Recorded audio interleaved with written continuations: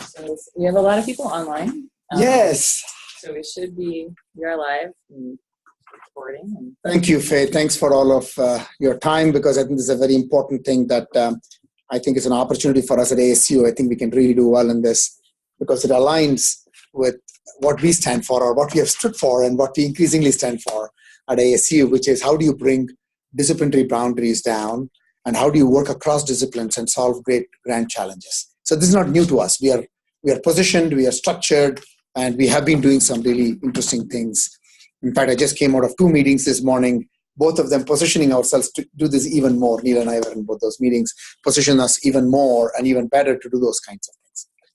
So I had the good fortune of being the chair of strategy of the National Science Board, where I worked with the foundation on bringing this all together. So what I wanted to share with you is the philosophy, and I'll let the sort of the mechanics to be the ones that Neil and Faye, you I know lead this. But I just wanted to share a few thoughts on this front.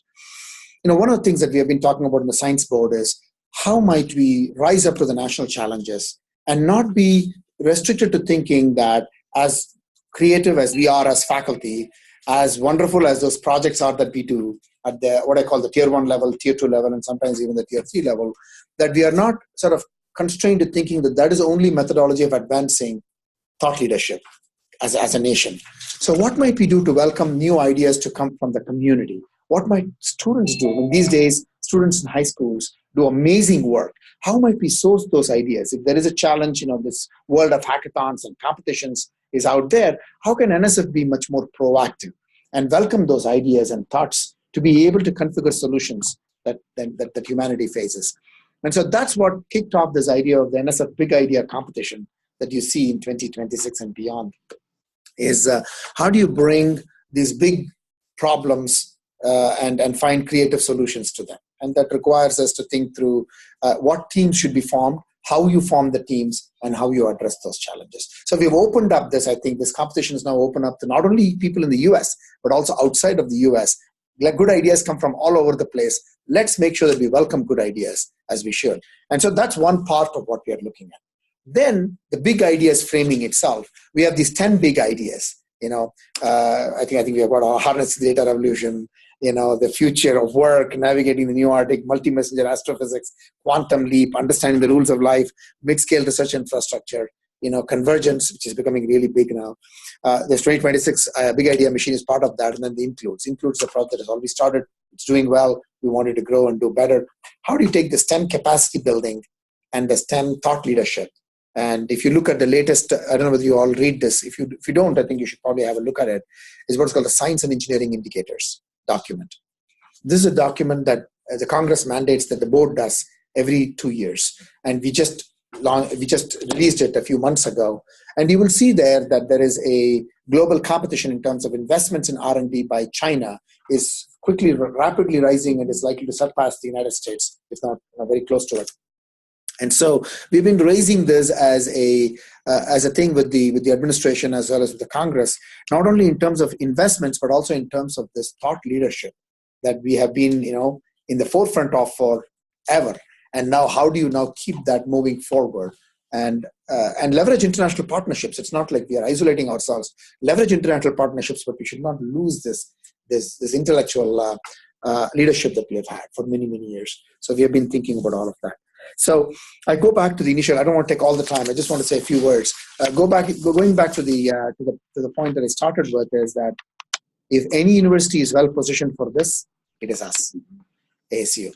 In fact, at the board and when the director talks about it, even in the testimony that she gave in the Congress last year, she does think of ASU as a place where we are well positioned and already doing some great things that she thinks that others should emulate and follow. Okay, and that recognition is there across the board. All my board colleagues feel that we are doing great work in terms of how we are able to seamlessly bring people across disciplines and work on these big grand challenge problems. So let's not disappoint ourselves and them by not having a big share of this activity. For me, it's not. I always I know that I talk about money and all that, but for me, money is just a proxy for fantastic ideas, because money doesn't come without fantastic ideas. I'm more excited as a faculty member first, is about exciting ideas that I think we are rightfully well positioned to do. I'll stop there. Neil, any thoughts from you? Sure. So there's a number of things involved in actually doing this, and I think I'll talk about some of them, and Faye will talk about them so that she'll correct everything that I say that's wrong. And so Faye never does that. she just does it politely. So that may be right. So the thing that Ponch was just saying is that the interesting thing about this is really crowdsourcing ideas, right? This is them, the NSF, trying to get a lot of different ideas in. And I think that at ASU we want to sort of do the same thing. We want to make sure, as we are all thinking about ideas and submitting them, and everybody should think about submitting. Anyone can submit, and the people we work with in high schools and everything else should submit. We want to make sure that we gather many of these ideas ourselves too, so that we can start to synthesize them and put them together and use them. So that we should use this not only as something that the NSF will get a great benefit from, but we should use this ourselves as something we're using to synthesize these ideas. So you need to look, if you want to do this, one of these submissions, and I encourage everybody to do so, we need to look carefully at the website. There's a set of eligibility and submission criteria, which have to do things like age and whatnot for younger people. And then there's going to be a whole process by which this goes through at the NSF. They're going to go through several rounds of evaluation by expert reviewers.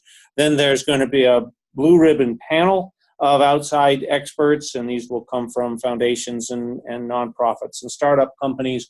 We should be, I don't know how much influence we would have over trying to get some of the people that might be on that blue ribbon panel, or trying to help them decide who should be on that blue ribbon panel. Do we know who's actually choosing that blue ribbon panel? Is that coming from the very top of the NSF? I would think that the ADs with the division directors will probably sit. Right. What my understanding is, but I don't have first-hand information. I have to check that. But I think that would be the level, yeah. Okay, I will be talking to one of them tomorrow, so I'll find out. Anyway, good. All right, and then they're going to announce winners for winning ideas in the summer of 2019.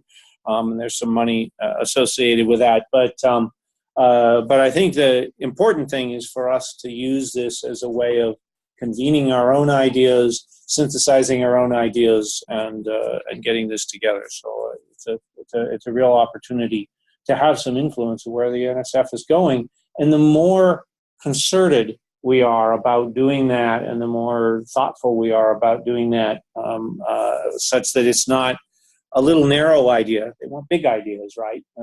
But a comprehensive idea that covers a lot of space and is deep.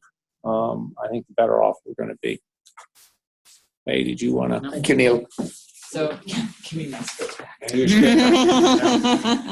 And then I have to do this back. As Faye is getting ready, I mean, if there is any organization that can really help do this really well, it's Faye's organization. She's really good at it. She's looked upon as a national model. So I just want to put it out there. So you have got that strength of that organization to help you. I just want people to know that they have the help. That, I have ideas, but I need help. So how do they get the help? Yes. Let me tell you. Yeah, that's right. There's 3 workshops. So for those of you who haven't done this before, there's this crowdsourcing is becoming more and more familiar to us because philanthropic organizations are doing it. Amazon did it, just throwing off the rules and saying, okay, we're just going to take everybody's idea. So what we're going to do is model it off of the MacArthur 100 and Change workshops that we did, which is have faculty come in and talk to us to see if we can get faculty or staff or actually anyone to come in and chat and see if we can get the ideas as big as they need to be. Sometimes we just need a safe place to discuss those ideas. So we're hosting 3 workshops next week, 2 on Tuesday, 1 in the morning, 1 at lunchtime, and again on Wednesday at downtown campus in the afternoon. So there will be refreshments for all 3 workshops. We will also use the video portal you're using right now, which is Zoom, and do breakout sessions for people who need it. We're using the staff, the proposal managers in my office, to think through ideas, some staff on campus as well who write proposals, think about it. Because what you really want is a giant idea in a concise statement, because the submission portal limits you to 1,000 characters or 3,000 characters, right? So there's questions you have to answer that are very specific, and we need to hone that message before you submit. The submission details are that you have to submit by October 26th. There's only a limitation by person, not by team. So you can put in additional names in your submission. They are, again, open to everybody over the age of 18, so staff are welcome to include it. My role in this is to manage sort of as a gatekeeper for ideas, and the reason that it's not a penalization of ideas, it's not a qualifying of ideas, and I'm not going to judge your idea, but facilitation of the idea. But I'm also going to create a bank of ideas, right? So we will have another competition that comes down the road that says, what are your big ideas? And I want to be able to catalog those big ideas and say, look, go back out to the faculty and staff with the big ideas and say, here's an opportunity for you to apply. So it only behooves you to submit on the InfoReady portal. That is also part of the registration for the next 2 workshops. So you can do a couple of things. Register for the workshops separately, and we have that online. I'm going to share my screen real quick. And so these are our idea workshops. We have number 1 in the morning, number 2 in the afternoon, and number 3 in the downtown campus, just to spread the love. You can register, and then you can also find the link for the competition to upload your idea. It doesn't have to be fancy, just an idea for that InfoReady so we can catalog. You'll be asked when you submit your idea what kind of support you'd like and what kind of follow-up would you like, and would you like to be considered for follow-up ideas. Again, I fully suspect by the end of the year, we'll have another MacArthur 100 and change type of event, and we will want to cultivate some of the ideas on campus to launch those. So one question, Faye. Do the people in Poly and West Campus have a chance to dial into these workshops? Absolutely. All of the workshops will be streamed online. And again, Zoom gives us this breakout session, so we'll have time for anybody who attends at any point. But we do need to know for food purposes and for coverage whether people want to come. Very good. Excellent. And that's all I got. Any questions, comments, thoughts? For those of you who joined online, we are recording it, and we can put it, we are distributing this recording widely after this. Very good. Excellent. So any questions, comments around the table, as well as people who are online? I know that you're all muted. Feel free, but whoever is speaking, please make sure that you let people know who you are and what your association is with ASU. Yeah. Why don't we get started? Yeah. Hi, so I'm Suren Jai Surya, School of Arts, Media and Engineering and Electrical Computer Engineering. So I haven't read the call too deeply, but it seems like it's more than just research for the big ideas. Is there a certain type of language or framework that they used, or that you would think, like, I mean, they for regular research proposals, they say they want it to be transformative. So I wonder, like, what has to go beyond even transformative in this sense? I can read it from here. A big idea is a compelling research challenge in fundamental STEM or STEM education. It has a worthwhile objective, is ambitious and challenging. It requires high risk, high reward, transformative exploration at the frontiers of research. It will attract creative contribution from many researchers. It crosses traditional scientific boundaries, fills recognized gaps, or takes advantages of new opportunities. It doesn't currently fit in any, that's important. It doesn't currently fit in any of the current big ideas. And then progress toward addressing it would have significant societal and scientific impact that would benefit a lot of people. And that's it. Those are the requirements. I hope that's pretty, illustrative. Any other questions for people around the table? No? Okay, anybody online that have any questions? If you do, unmute yourself before you speak. Feel free to send an email as well, and we'll find the answers. Exactly. Faye, are you going to send out the InfoReady link and then the deadline as well in that same email you're sending out with this video? Absolutely. I am more than happy to do that to the registrants, and I will also send it via the research administrative email list. Excellent. So I see a lot of text coming in saying, I got it, thank you, that's awesome. So if you don't have any further questions, then let's keep churning the ideas and then putting it in a form and attending the workshops to see how we can frame them better. And let's be very competitive, hyper competitive from ASU. And I know, Faye, to your point that you made, I think that's an important thing. When you do these kinds of competitions, you have these we have tremendous ideas in the institution, right? And every time I see some of these ideas, I'm like blown away, right? Like MacArthur was a good example of that. So then what you do is you have this idea factory of ideas, and you then say, it may be NSF one more cycle or many more cycles, but it could be other things that have opportunities for us. Academy, Yeah. good opportunity to develop Exactly. an idea. Or foundations these days are looking for great ideas, so we can take these ideas and then engage with you on other opportunities also. Once we know that you have these ideas, so let's keep that list of ideas coming, and we'll make sure that we'll try to find the best placements for those ideas. Okay. Again, for those of you who are joining late, we're recording this, and you can watch it in your spare time when you have 20 minutes. Exactly.